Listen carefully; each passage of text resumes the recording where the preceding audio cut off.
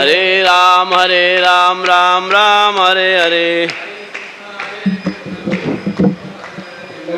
कवरदार विठ्ठल श्री ज्ञानदेव पंढरीनाथ भगवान, पद्मनाभाचार्य स्वामी महाराज की महाराज की जय, स्वामी महाराज की जय।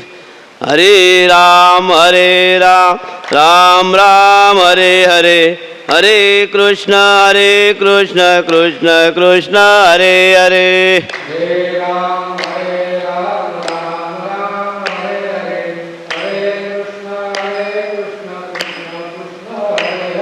हरे राम राम राम हरे हरे, हरे कृष्ण कृष्ण कृष्ण हरे हरे।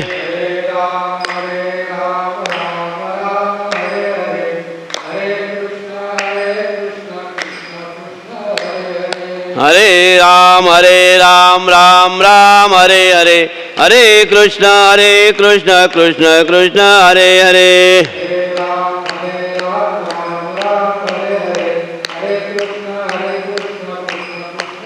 पुंडरी कवरदार विठ्ठल श्री ज्ञानदेव तुका पंढरीनाथ भगवान की जय। समर्थ सद्गुरु पद्मनाभाचार्य स्वामी अमृतनाथ स्वामी महाराज की जय। त्रिनयन स्वामी महाराज की, सदाशिव स्वामी महाराज की, अंबरधर स्वामी महाराज की, शिवानंद स्वामी महाराज, गुरुदेव दत्त वासुदेव हरि। शांति शांति शांति। ओम नमो जियाध्या वेद प्रतिपाद्या, जय जय स्वसंविद्या आत्मरूपा, देवा तुची गणेशु सकळार्थमती प्रकाशु, मणे निवृत्तिदासु अवधारिजो। वसुदेव वसुतं देवं कंसचानूरमर्दनं, देवकी परमानन्दनं कृष्णं वन्दे जगद्गुरु। गुरुर्ब्रह्मा गुरुर्विष्णु गुरुर्देव महेश्वरा, गुरुर्साक्षात् परब्रह्म तस्मै श्री गुरुदेव नमः। पुंडली कवरदार विठ्ठल पाहे पा दूध पवित्र आणि गोड, पाशी त्वतेची या पदराड, परिते आव्हेरोने गोचिड, अशुद्ध काये सेविती। जय सच्चिदानंद। आज या ठिकाणी पद्मनाम संप्रदाय अमृतनाथ सेवा सत्संग मंडळ सुरत 53 वर्ष पूर्ण होऊन 54व्या वर्षामध्ये पदार्पण होत असताना सालाबादप्रमाणे अखंड हरिनाम सप्ताह आज सकाळपासून या मंदिरामध्ये श्री क्षेत्र दत्त मंदिर वेड रोड सुरत सुंदर असं कार्यक्रम सकाळपासून अभंग स्नान, नित्यनेम आरती, भजनाचा कार्यक्रम, त्याचबरोबर आपला पारायण सुद्धा सर्वांच्या सहकार्याने आणि महाप्रसादी चांगल्या पद्धतीचा कार्यक्रम या ठिकाणी आता सुरळीत चाललेला आहे। आणि आता हरिभक्त पारायण शरद महाराज पालांडे याने सुद्धा आपल्या आत्मज्ञानाची सुंदर अशी माहिती आपल्याला सांगितली। आणि आता ही सेवा माझ्यासारख्या पामराला प्राप्त झालेली आहे। माझ्या अल्पबुद्धीप्रमाणे जसं जसं तुमच्या सहकार्य त्याच्यातून काय मला चांगला सांगता येईल तो मी प्रयत्न करत आहे. खरोखर 53 वर्ष आपण सहजासहजी बोललं जातो. 53 वर्ष हा कालावधी, आता सर्व काही सुखसोया झालेल्या आहेत. याच्या अगोदरचा काही काळ जो होता तो किती आणि कसा असेल हे प्रत्येकाला, आपण तर इथे ह्या ठिकाणी नव्हतो. ज्यांनी हे काल काढलेला आहे, चांगले चांगले महात्मे, मालुसरे महाराज होते, कटे महाराज, आता त्यातले अजून शेलके महाराज आहेतच, त्याची तब्येतसुद्धा थोडी खालावलेली आहे. बऱ्याचशा लोकांनी या वास्तूसाठी चांगल्या पद्धतीचा प्रयत्न करून इथपर्यंत आता नवयुवा तरुणांच्या हे कारभार ताब्यामध्ये दिलेला आहे. चांगल्या पद्धतीचे आता अध्यक्षसुद्धा रत्नाकरजी मोरे व त्यांचे उपाध्यक्ष देविलकर महाराज, चांगल्या पद्धतीचा कमिटी, सर्वांचा सहकार, या सहकार्याच्या माध्यमातून हा कार्यक्रम प्रतिवर्षाप्रमाणे वर्षामधून होणारे कार्यक्रमसुद्धा चांगल्या पद्धतीचे, आणि 53 वर्षाच्या काळामध्ये ह्या शाखेमध्ये चांगले चांगले कीर्तनकारसुद्धा तयार झाले. वेडेवाकडे प्रवचनकार, कीर्तनकाराचं जर म्हटलं तर आज भरत महाराज सरपले या शाखेमध्ये चांगल्या पद्धतीचे कीर्तनकार खरोखर तयार झालेले आहेत. आता मागच्या महिन्याच्या अगोदर त्यांनी मुंबईमध्ये कार्यक्रम केला कीर्तनाचा, सुंदर असा कार्यक्रम, आणि त्या कार्यक्रमाच्या माध्यमातून त्यांना जो मिळणारी पुढे चालना आहे, ह्या संप्रदायाचा आशीर्वाद, गुरुवाऱ्यांचा आशीर्वाद नेहमी त्यांच्या मागे राहील. आणि असा त्याने तो काम हातामध्ये घेऊन संप्रदायाची धुरा चांगल्या पद्धतीने सांभाळावी अशी माझ्याकडून त्यांना विनंती आहे. त्याचबरोबर आज या प्रवचनासाठी घेतलेली ओवी 9वा अध्याय आणि 57वी ओवी आहे. पाहे पा दूध पवित्र आणि गोड, पाशी तोतेची या पदराड, परी हे आवरोनी गोचिड अशुद्ध काय सेविती. आपलं जीवन यशस्वी होण्याकरिता, शेवटच्या ध्येयापर्यंत जाण्याकरता आपण काय करायला पाहिजे ह्याचा आपल्याला स्वतःला सुद्धा अंदाज व्हायला पाहिजे. जे आपण काय करतोय आणि काय केल्यावरती आपल्याला काय त्याच्यामधून मिळणार आहे. म्हणून ह्या प्रवचनाच्या माध्यमातून काय सांगितलं त्यांनी, आपलं जीवन शेवटच्या ध्येयापर्यंत म्हणजे भगवंत प्राप्ती, आत्मज्ञानाची प्राप्ती आपल्याला व्हावी, ह्याकरता आपल्याला कोणत्या गोष्टी कराव्या आणि कोणत्या गोष्टी न कराव्या असं ह्या ज्ञानेश्वरी महाराजांचं ज्ञानेश्वरीमधून माऊलीने आपल्याला सांगत आहेत. खरोखर शेवटच्या ध्येयापर्यंत आपल्याला पोचायचं असेल तर आपण चांगल्या पद्धतीचा मार्ग धरून या सत्संगामध्ये आपण यायला पाहिजे. कुणाची संगत करावी आणि कसं राहावं, त्याच्यामधून आपल्याला काय मिळणार आहे हे सुद्धा जेव्हा आपण स्वतः त्याचा विचार करू, त्याच वेळेला मात्र ती गोष्ट आपल्याला प्राप्त होऊ शकते. पण कोणती गोष्ट आपल्याला प्राप्त नाही असं पण आपल्याला म्हणता येणार नाही. प्राप्ती ह्या गोष्टीची प्रत्येकाला आहेत, पण त्या गोष्टीची आपल्याला काय माहिती नसते. माहिती नसल्यामुळं आपल्याला माहिती आणि प्राप्ती याच्यामध्ये एवढा फरक आहे, त्याच्यामुळं आपल्याला त्या गोष्टीची अडचण उपलब्ध होते. प्राप्त अशी नाही अशी वस्तू या जगामध्ये एवढी तलावर एकही वस्तू नाही की ती माणसाला किंवा प्राण्याला प्राप्त नाही. असं सगळ्या वस्तू प्रत्येकाला प्राप्त आहेत, परंतु त्याची माहिती नाही. नव्हे तर एखादा अशी अगदी सहजासहजी म्हणतो देवच नाही. देवच नाही जेव्हा तो म्हणतो तेव्हा त्याच्या शरीरामध्ये सुद्धा कोण असतो? देवच असतो. देव असल्याशिवाय तो देव नाही हे शब्द तरी तो बोलू शकत नाही. ज्या वेळेस देव नाही हा शब्द त्याच्या मुखातून येतील नाही तेव्हा शेजाऱ्यांना म्हणावं लागेल राम नाम सत्य आहे. म्हणून प्राप्ती आहे, पण त्या प्राप्ती असणाऱ्या वस्तूची माहिती नसल्यामुळे हे दूध आणि गोचड किती जवळ असतात, एकदम जवळ, परंतु त्या गोचडाला दुधाची प्राप्ती नाही का? प्राप्ती आहेत.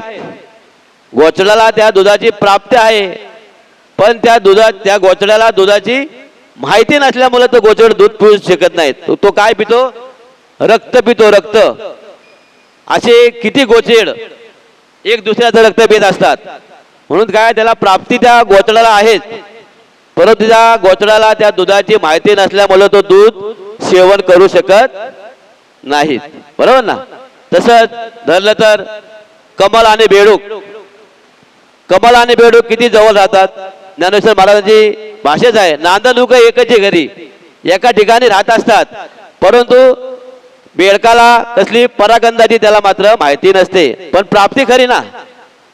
बेडकाला त्या कमलाची प्राप्ती आहे का नाही, प्राप्ती आहे, पण त्याला परागंध सेवन करायची मात्र त्याला माहिती नसल्यामुळं त्वचा ही मध्ये आडवी आहे. त्वचा आडवी असल्यामुळं मात्र परागंध त्याला बेडूक सेवन करत नसतो. बेडूक काय करत असतो, चिखलामध्ये राहतो, काय खातो, चिखलच खातो. कोण खातो चिखल, बेडूक खातो ना. असे किती बेडूक आहेत. आता आपण तात्पर्य सांगायचं म्हटलं तर एवढं मोठं हे वास्तव्य इथं उभं आहे. आता प्रत्येकाला चांगली माहिती आहे, ही फक्त ओवीचा आधार आहे, सर्व जवळ आहे इथं.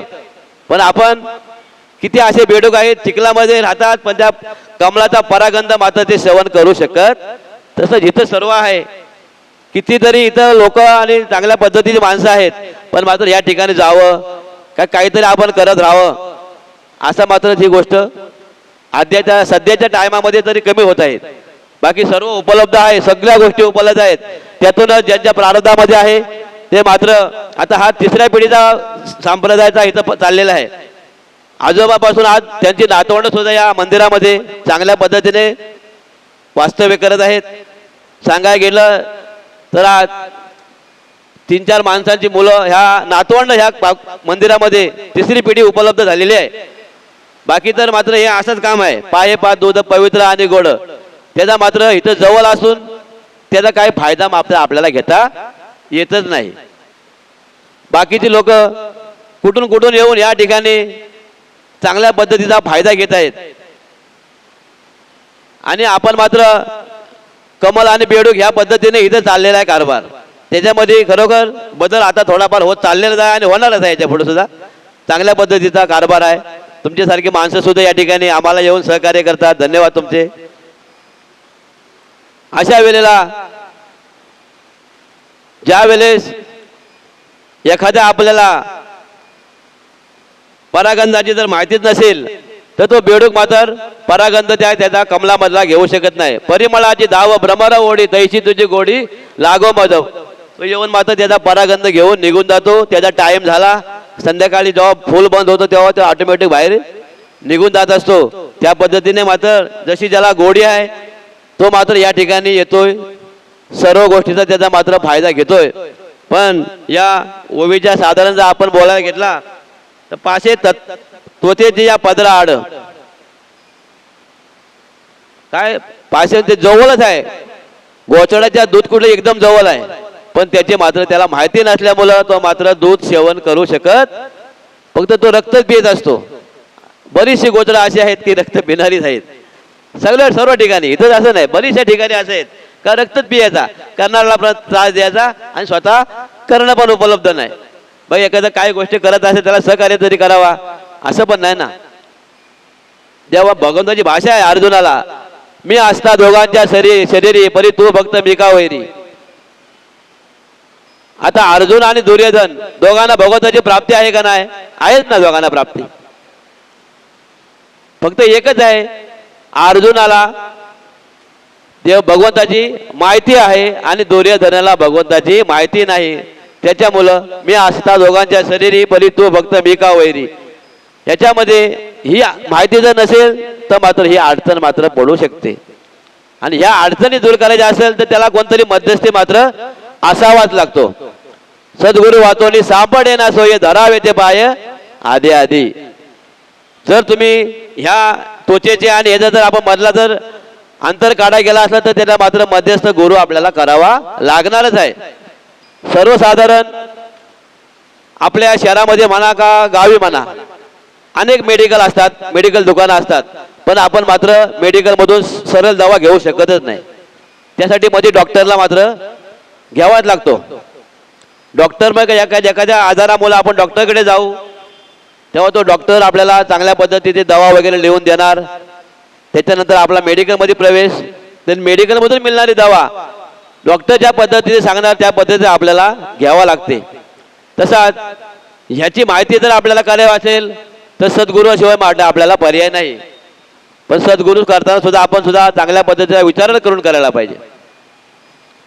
सद्गुरू कसा असावा आणि तो कोणत्या पद्धतीचा असावा त्याचा सुद्धा आपण विचार करून त्या मार्गामध्ये उतरणं हे महत्वाचं आहे. नाहीतर काही काही गुरुना शिष्य सुद्धा गुरुना शिकवणारी मंडळी आहेत, बरोबर ना. आम्हाला माहिती आहे, आम्ही करतोय. काही गुरुना सुद्धा शिष्य शिकवणारे आहेत. बरेचसे असे संप्रदायामध्ये म्हणा का वैयक्तिक म्हणा असे नाना विकार आहेत. पण मात्र ज्या वेळेला आपण चांगल्या पद्धतीचा विचार करू तरच ते मात्र वस्तू सफल होणारी आहे. नाहीतर बाकी मात्र कुठली वस्तू सफल होणारी शक्यच होणार नाही. आणि एखाद्या वस्तूचा जर आपल्याला विश्वासच नसेल तर मात्र ती गोष्ट आपल्याला सद्गुरूकडून प्राप्त करून घ्यावी लागणार आहे. आपण म्हणू का आपल्याला हे जमल करू, कोणी का होईना पण त्याचं मार्गदर्शन केल्याशिवाय त्या वस्तूची मात्र आपल्याला माहिती मिळू शकत नाही. प्राप्ती तर सर्वांना आहे. सर्व घटी राम देहा दे एक, सूर्यप्रकाश सहस्ररश्मी. सर्व ठिकाणी देव आहे, सर्व ठिकाणी काही वस्तू आहेत, पण त्याची मात्र माहिती नसल्यामुळे आपण अडचणमध्ये येऊ शकतो. ती माहिती करायची असेल तर मात्र आपल्याला सद्गुरू शेवटी आपल्याला पर्याय नाही. गुरु का मात्र हा माणसाने करावाच लागणार आहे. आम्ही या ठिकाणी जेव्हा आलो ना आनंद पार्कमध्ये, तेव्हा संजय मालुसरे वडील मालुसरे मामा मंदिरामध्ये आले आणि आम्ही सुरुवातीला घरीच होतो. मालुसरे मामाची बोलायची पद्धत सगळ्या चांगल्या पद्धतीने माहिती आहे, म्हणजे चांगलं बोलायचं ते. पण तेव्हा माणसाला मात्र राग येत असतो. चांगल्या बोलण्याला माणसाला रागच येतो. अजून सुद्धा तेच आहे.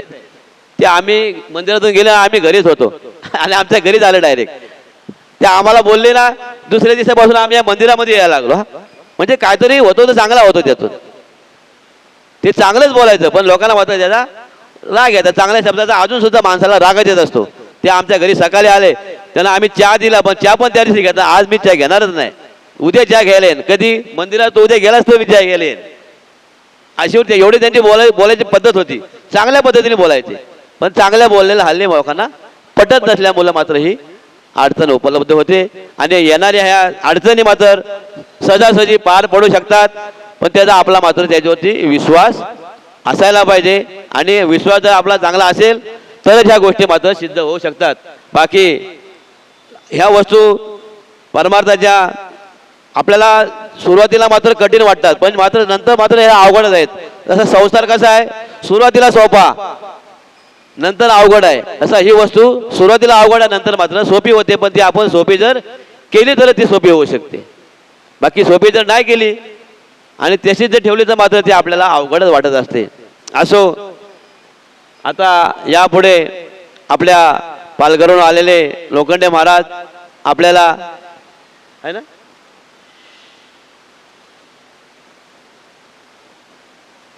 आता पुढील आता टाइम आपल्याला पुढे हरिपाठ सुद्धा करायचा आहे. आणि चांगल्या हरिपाठ सुद्धा 1-1.5 तास जातो. त्याच्यामुळे आपल्याला हरिपाठ सुद्धा टायमामध्ये चालू होईल, याची सर्वांनी नोंद घ्यायची आहे. आणि आता मला ही संधी दिली, माझ्या या अल्पबुद्धीप्रमाणे काही वेडेवाकडे शब्द गेले असतील ते मला परत द्या. आणि जे काही चांगले असतील ते जवळ ठेवले तरी भरपूर आहे. आणि आता इथं ही कार्यक्रमात ओवीचा कार्यक्रम थांबवतो. श्रीराम जय राम जय जय राम, श्रीराम जय राम जय जय राम.